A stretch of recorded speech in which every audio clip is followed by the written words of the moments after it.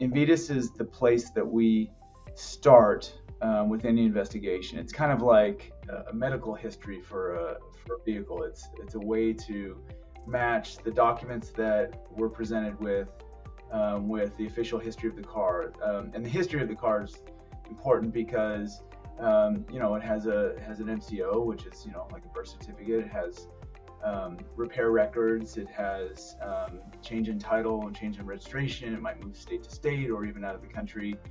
And all of those things should tell a story about how the vehicle got to where it is today.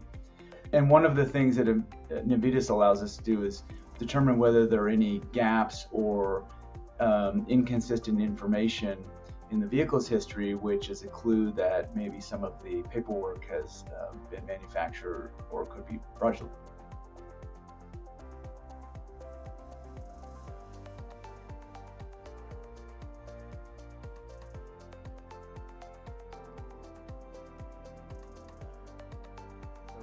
We see that the technology to fake a VIN in the same way that or similar to the way that manufacturers create the original VINs and stickers has become more prevalent in the last 5 years.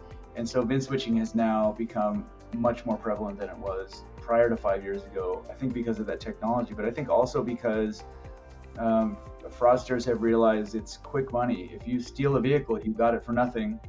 And if you can VIN switch it and sell it for $70,000, $80,000, that's a lot of profit for the buck. And of course, you don't just do that once. If you're capable of VIN switching a frame and the manufacturer's stickers, now you've got a production line for fraud in which you need someone to provide you with fresh stolen vehicles, and then you need someone on the street selling those to unsuspecting victims.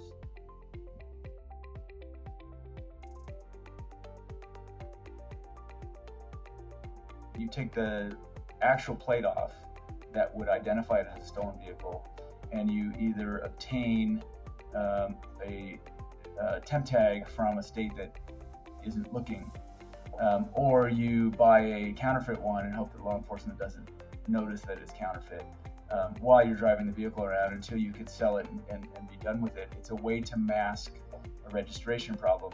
Those registration problems can be relatively innocuous. Maybe you haven't perfected the title, maybe it's a salvage title and you have to get it re-inspected, but also it will mask the fact that the vehicle is stolen while you drive it around from shop to shop, getting all of the VIN switching done.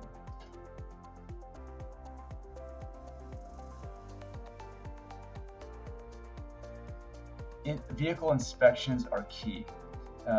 If there's no detailed, knowledgeable vehicle VIN inspection on a vehicle when it comes into the state, then there's no one checking to see if that VIN is really the manufacturer's VIN.